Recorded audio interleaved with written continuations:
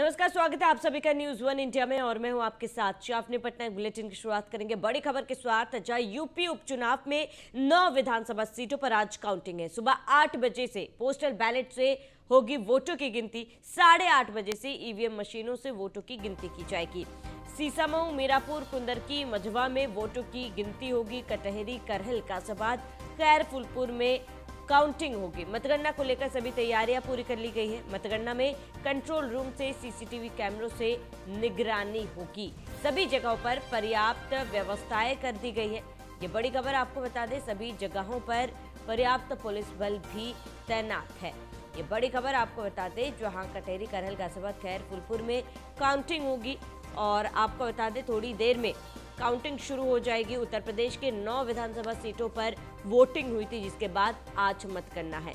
आज जनता का आदेश पता चलेगा कि जनता ने किसके सिर पर जीत का ताज पहनाया है। तो सभी जगहों पर पर्याप्त पुलिस बल भी तैनात कर दिए गए हैं और ऐसे में थोड़ी देर में काउंटिंग शुरू हो जाएगी और यूपी उपचुनाव में 9 विधानसभा सीटों पर आज काउंटिंग है और करीब 8 बजे से काउंटिंग शुरू हो जाएगी। 8 बजे से पोस्टल बैलेट से होगी वोटों की गिनती। ये बड़ी खबर आपको बता दें, जगह जगह पर जहां काउंटिंग होनी है वहां पर सुरक्षा व्यवस्था कड़ी। 8:30 बजे से ईवीएम मशीनों से वोटों की गिनती होगी। तो ये बड़ी खबर आपको बता दें, पोस्टल बैलेट से 8 बजे से गिनती और 8:30 बजे से ईवीएम से गिनती की जाएगी। ये तमाम वो सीटें जहां पर अब वोटिंग हुई थी, सीसामऊ, कटेरी, करहल, गाजियाबाद, खैर फुलपुर, ये तमाम वो सीटें हैं जहां पर वोटिंग हुई थी और सभी की नजर इस पर टिकी हुई है। मतगणना को लेकर सभी तैयारियां पूरी कर ली गई है। पर्याप्त मात्रा में पुलिस बल तैनात है। हर कंट्रोल रूम में सीसीटीवी कैमरों से निगरानी भी रखी जा रही है। और इसके साथ ही आपको बता दें कि इस बार का चुनाव काफी ज्यादा दिलचस्प रहा है, क्योंकि सीधी टक्कर समाजवादी पार्टी और बीजेपी के बीच रही। हालांकि कई ऐसी सीटें थी जहां पर बसपा भी मैदान में थी। त्रिकोणीय मुकाबला देखा गया था। ये देखना बेहद ही महत्वपूर्ण होगा कि जनता किसके सिर पर जीत का ताज पहनाती है। 8 बजे से पोस्टल बैलेट से वोटिंग शुरू हो जाएगी।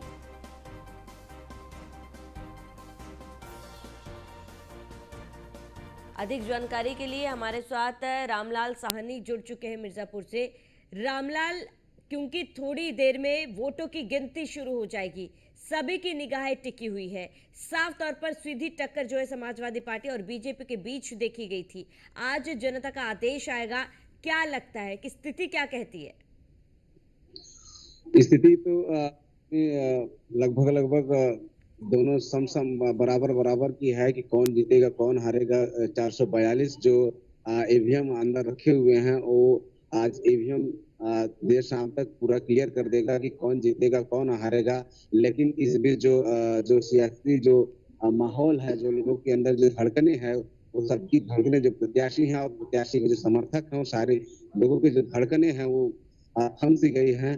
और वो धीरे धीरे हर घंटे के बाद जब जितने वहां से आंकड़े निकल कर आएंगे, उस आंकड़ों पे हर धड़कनों की बेकरारी बढ़ जाएगी। तो बताते चले कि जो यहाँ पर मिर्जापुर की जो मतगणना यहाँ पर सारी तैयारी कर ली गई है। तो देखा जाए कि जो पुलिस जो अपने विभाग लगाए हुए सारे सुरक्षा व्यवस्था को लेकर सारे इंतजाम कर दिए गए हैं। सारे विभाग लगाए गए हैं यहाँ पर। उनको हर एक व्यवस्था में लगाया गया है और जिला प्रशासन और पुलिस प्रशासन बाकायदे इसको लेकर के मुस्तैद है। और वही बताते चले कि सारे जितने गणना हो रहे हैं, सारे गणना जो है सीसीटीवी कैमरे पे हो रहे हैं और पूरा जो व्यवस्था है एकदम चुस्त दुरुस्त है। हालांकि अब यहाँ पर जो पुलिस कर्मी भी हैं सुबह 5 बजे से यहाँ पर लगे हुए हैं और व्यवस्थापक जो यहाँ व्यवस्था करने के लिए आए हुए, वो 3 दिन से लगातार यहाँ पर बैठ करके ड्यूटी कर रहे हैं, व्यवस्था में लगे हुए हैं। और यहीं पर अब देखिए जो है कि चुनाव के दौरान जितने प्रत्याशी हैं, प्रत्याशी के समर्थकों का आना यहाँ पर शुरू हो गया है। 8 बजे से मतगणना यहाँ पर शुरू होगी। हमारे पीछे जो है ये एंट्री रूम है, ये इसी एंट्री रूम से लोगों को अंदर जाने दिया जा रहा है और यही अंदर जाकर के सबको पूरा क्लियर होगा कि कौन क्या हुआ है। मतगणना के दौरान सारी व्यवस्थाएं इस बार अलग कर दी गई है कि एक भी मोबाइल अंदर नहीं जाने दिया जा रहा है और पूरी व्यवस्था जो है एकदम कड़ी सुरक्षा व्यवस्था के बीच मतगणना शुरू हो रहा है। यहाँ पर 8 बजे से शुरू होगा और देखने वाली बात है कि इस बार जितने समर्थक है समर्थकों का जो है कि प्रत्याशी तो बात में छोड़िए, समर्थक इस बार लगे हुए हैं कि कौन जीता कौन हारा। ऐसा लग रहा है कि जैसे समर्थक जीतेंगे और समर्थक ही हारेंगे। उनके अंदर भी पूरी एकदम उत्साह और उमंग भरा हुआ है कि किस प्रकार के, जैसे ही मतगणना शुरू होगी वैसे ही जगह जगह अपनी पूरी तैयारी में लग गए हैं। सपा वाले तो पूरी तैयारी करके अपना जो है पटाखा वगैरह जो धूम धाम वो सब सारी सिस्टम तैयारी कर ली है। उसी तरह से भाजपा वाले भी पूरी तैयारी कर ली है कि जो भी वोट जीतेगा जो उसी तरह बसपा वाले भी कर लिए हैं। हालांकि अगर आंकड़ों की बात करें तो यहाँ पर पिछले बार 2022 विधानसभा चुनाव में 1,03,000 वोट से डॉक्टर विनोद बिंद यहाँ से विधायक चुने गए थे। और उससे पहले 2017 में सुचिस्मिता जो इस समय वर्तमान में उपचुनाव में प्रत्याशी हैं, वो उस समय 1,08,000 वोटों से अपने प्रतिद्वंदी सपा के राज शुक्ला से रोहित शुक्ला के हरा करके विजेता बनी थी। अब इस बार जो है कि जो मतगणना हुई है 50.41% हुई है, जिसको लेकर के यहाँ के जो मतदाता है 4 लाख के करीब हैं। और हालांकि जब 50% हुआ है तो 2 लाख लोगों ने मतगणना की है। तो धीरे धीरे जो पहली जो प्रतिशत थी वो 10 बजे तक थी, तो वो 10% थी। तो धीरे धीरे शुरू होते होते लास्ट अंत में जाकर के 50.4.1 जो मतगणना कुल मतगणना हुआ यहाँ प्रतिशत हुआ था। इस समय भी पूरा पूरा व्यवस्थाएं एकदम सुचारू रूप से हम्म। चल रहा है कि बिल्कुल रामलाल, देखिए अगर हम लोग मिर्जापुर के मझवा सीट की बात करें तो यहाँ पर महिला वर्सेस महिला के बीच टक्कर थी। समाजवादी पार्टी से सुचिस्मिता मौर्य मैदान में थी, तो और वहीं बीजेपी की बात कर लेते ज्योति बिंद मैदान में थी। क्या लगता है कि कौन किसको कड़ी चुनौती देगा? क्योंकि अमूमन एग्जिट पोल में कहीं ना कहीं बीजेपी को बढ़त मिली थी, लेकिन ग्राउंड रिपोर्ट क्या कहता है? अब बताते चले कि यहाँ पर जो है कि सुचिस्मिता जी और डॉक्टर विनोद बिंद, अगर सुचिस्मिता की बात करें तो ये पहले भी 5 साल की जो विधायक चुनी गई, तो उनके 5 साल विधायक रहने के बाद जो है कि यहाँ की जो जनता है उनका ये कहना था। हम लोग फील्ड में उतरे थे, फील्ड के दौरान सारी जानकारी लिए थे। तो फील्ड के दौरान पता चला था कि जो विधायक हैं सुचिस्मिता मौर्य, जो विधायक थी 5 साल तक कहीं जनता के बीच में नहीं थी। हालांकि डॉक्टर ज्योति बिंद भी उसी तरह से हैं, लेकिन उनको उनके जो सपोर्टर उनके पिताजी है उनके बैक बैक होकर के पूरी सपोर्ट किए हैं। तो कहीं न कहीं दोनों की जो आकलन किया जाए तो दोनों एक दूसरे पे हावी पर रहेंगे। आप देखते इस मतगणना के दौरान एक दूसरे को उठा पटक करते नजर आएंगे। हर घंटे के बाद दोनों को नजर आएगी कि हाँ, कभी ये 20 पड़ेंगे, कभी वो 20 पड़ेंगे। इसी तरह से चलता रहेगा पूरे 5 बजे तक। बिल्कुल रामलाल, क्योंकि आप मझवा सीट में मुख्यमंत्री योगी आदित्यनाथ खुद मैदान में थे, उन्होंने मोर्चा अपने हाथों में संभाला था, खूब प्रचार प्रसार भी हुआ था। लेकिन अगर जनता की बात की जाए तो मझवा के वो कौन से मुद्दे थे जिनको देखकर इस बार जनता ने वोट किया है? मझवा की जो बताते चले कि मझवा की जो चुनाव होता है, चाहे वो लोकसभा का चुनाव हो चाहे वो विधानसभा का चुनाव हो, यहाँ की जो जनता है ऑलरेडी सभी के दिमाग में यही चलता है कि यहाँ पर जाति समीकरण से जीत और हार होता है। अक्सर जिसको लेकर के यहाँ के जितने राष्ट्रीय स्तर के जो पार्टियां हैं वो उनका यही प्रयास रहता है कि कम से कम उनके जो जो बाहुल्य जो जाति के हैं यहाँ के वही जाति को अपना प्रत्याशी बनाते हैं। तो इसमें देखा जाए तो विकास की भी बात करें तो सपा भी यहाँ 4 पंचवर्षीय में यहाँ पर शासन कर चुकी है, लेकिन उनके बावजूद भी कई ऐसे विकास के कार्य रुके थे। जैसे यहाँ के भटौली के पुल था, और यहाँ भटौली पुल उनके पिताजी ने शुरू किया था, और उनकी कहा गया कि पिताजी ने शुरू किया तो उसके बाद बसपा ने आई, उसको भी नहीं पूर्ण नहीं करा, और अखिलेश भी आए उसको पूर्ण नहीं कराए। हाँ, यहाँ सुचिस्मिता जब आए उसके बाद डॉक्टर विनोद बिंद, तब जाके ये पूरा भाजपा के कार्यकाल में पूरा हुआ। तो विकास की बात करें तो भाजपा ने यहाँ पर विकास किया है, और भाजपा ने भी यहाँ पर विश्वविद्यालय भी दिया है, मेडिकल कॉलेज भी दिया है, सड़कें दी हैं। तो विकास की बात करें तो भाजपा ने विकास किया है। हालांकि यहाँ पर विकास की बात को न लेकर के यहाँ जाति समीकरण पे वो जीत और हार का यहाँ व्यवस्था की जाती है। तो यहाँ पर देखा जाए तो जीत और हार इस पे भी डिपेंड है कि जो जो जनता है आपका यादव यादव जो है और मुस्लिम जो है और बिंद भी हैं, इस पूरी बाहुल क्षेत्र बिंदों की हैं। उसके बाद ये जितने हैं सब के सब इस बार सपा के साथ लगे हुए थे। तो कहीं न कहीं देखा जाए तो मझवा विधानसभा को विकास से भी मतलब रहता है जो आम जनता है, लेकिन जो सपोर्टर है रमेश बिंद को सपोर्ट इसलिए मिल जाता है क्योंकि वो यहाँ के जो ब्राह्मणों को लेकर के वो ऑलरेडी चर्चा में रहे हैं कि ब्राह्मणों के द्वारा जो उनके कई बार मंच से खुलेआम विरोध किया गया, कुछ अपशब्दों को भी प्रयोग किया गया, जिससे कि उनका ब्राह्मणों का वोट तो कटा है, लेकिन अन्य बिरादरियों को देखा जाए तो अन्य बिरादरी का वोट उनसे जुड़ गया है। जैसे दलितों का वोट ये अपशब्द कहने के बाद दलित की जो सहानुभूति होती है वो इनके रमेश बिंद के साथ गए, तो उसके साथ साथ जो बिंद बहुल क्षेत्र है उनका भी सहानुभूति उनके साथ है। तो इस तरह से देखा जाए तो दोनों विकास के मुद्दे में अगर देखा जाए तो भाजपा है, और लोगों की भावनाओं के ऊपर जाए तो देखा जाए तो बस सपा है। बिल्कुल। अब रामलाल, अगर 2022 की बात की जाए तो इसी सीट से कहीं ना कहीं निषाद पार्टी ने जीत दर्ज की थी। हालांकि बीजेपी ने इस बार निषाद पार्टी को मौका नहीं दिया, खुद अपने प्रत्याशियों को मैदान में उतारा है। क्या इसका असर देखा जा सकता है? और इसके साथ ही थोड़ा सा पीछे जाए, 2017 में कहीं ना कहीं सुचिस्मिता मौर्य ने रमेश बिंद को हराया था, तो क्या इसका असर ऑल्टरनेट देखा जा सकता है इस बार 2025 में? जी हाँ, बताते चले कि जो है कि 2022 में जो 2022 में डॉक्टर विनोद बिंद और रमेश बिंद दोनों मैदान में थे, तो दोनों मैदान में थे। हालांकि भाजपा के जो कट्टर उस समय लोगों के दिमाग में राष्ट्रवाद चल रहा था कि नहीं, हमें राष्ट्र पे देना है। प्रत्याशियों को न लेकर के डायरेक्ट योगी और मोदी को समझ करके वोट दे रहे थे जनता। तो देखा जाए तो यहाँ पर दोनों नगण्य थे, न रमेश बिंद हावी थे और ना तो डॉक्टर विनोद बिंद हावी थे। हालांकि वे राष्ट्रवाद पे जो जनता थी वो मोदी और योगी के पे जा रही थी, इसको लेकर जितने प्रत्याशी थे, चाहे वो मिर्जापुर में 5 विधानसभा थे, पांचों विधानसभा में जितने प्रत्याशी थे वो प्रभावित प्रत्याशी न होकर के सारी जनता जो है वो योगी और मोदी को वोट दी है। और ये जनता में चर्चा है, ये मिर्जापुर में जनता है कि जो जनता है ये आपस में पूरी चर्चा है रहता है कि अगर इन लोगों को पर्सनल चुनाव लड़ा दिया जाए तो ये कहीं के मतलब लायक नहीं है। रियलिटी बताए तो सारे जो जनता है वो योगी और मोदी को वोट देकर के दी है। और 2017 में भी यही था।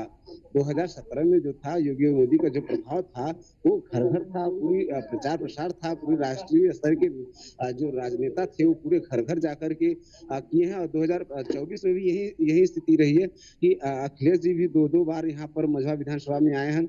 और राष्ट्रीय स्तर के जितने नेता थे, आप बता दें कि मंत्रियों तो यहाँ पर मंत्री लोग भाजपा के जितने मंत्री थे यहाँ पर 2-2 3-3 दिन रुक करके घर घर जाकर के प्रचार प्रसार करने में लगे हुए थे। और वहीं देखा अखिलेश की पूरी सपा पार्टी भी यही वो भी यहाँ आकर के 2-2 दिन प्रयास किए और हर घर जाकर के लगे। और यहाँ पर बता दें कि योगी जी का जो बयान था, बटेंगे तो कटेंगे, और फिर ये बयान को लेकर के अखिलेश जी भी यहाँ पर मझवा विधानसभा में आए तो उन्होंने कहा कि जुड़ेंगे तो बढ़ेंगे। तो यहाँ की जनता जब अखिलेश की बात सुनी कि जुड़ेंगे बढ़ेंगे तो ठीक है रामलाल, आप बने रहे हमारे साथ। मैं लौटूंगा आपके पास। सूरज पांडे कानपुर से हमारे साथ जुड़ चुके हैं। सूरज, आज वो दिन है जब जनता का फैसला सामने आएगा, और ऐसे में अगर कानपुर की सीसामऊ सीट की बात करें, सीसामऊ सीट काफी ज्यादा दिलचस्प है क्योंकि एक लंबे समय तक बीजेपी यहाँ पर सत्ता में काबिज नहीं हो पाई है, लेकिन इस बार का चुनाव काफी ज्यादा अलग था। क्या लगता है कि जनता का आदेश इस बार क्या आएगा? बिल्कुल, जैसा कि आपको बता दें कि जो कानपुर की सीसामऊ विधानसभा है, ये पिछले 22 वर्षों से इस पर समाजवादी पार्टी का कब्जा रहा है। सबसे पहले यहाँ से बात करें तो समाजवादी पार्टी से हाजी मुश्ताक सोलंकी यहाँ से विधायक रहे।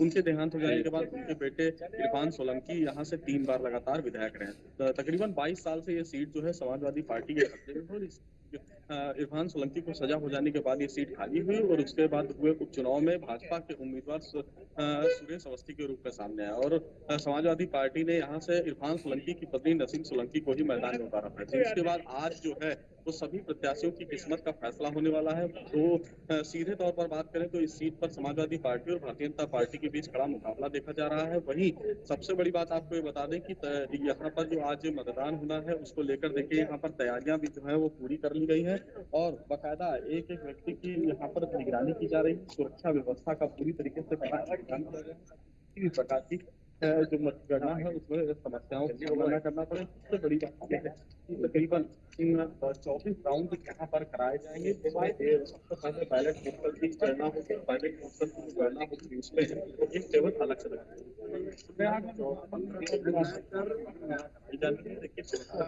जो है वो बाकायदा जो लिस्ट है उसको लेकर खड़े हुए हैं। जिनका यहाँ पर अंदर जिनको दिया जाना है, जिनका अंदर के लिए पास बना हुआ है, सिर्फ उनको ही प्रवेश दिया जा रहा है और सभी के अंदर जाने पर पूरी तरीके से रोकेगी। लेकिन सबसे बड़ी बात यह है कि आज यहाँ पर जब मतगणना शुरू होगी, ऐसे में ये देखने वाली बात ये होगी कि जनता ने अपना जनाधार जो है वो किस दिया है।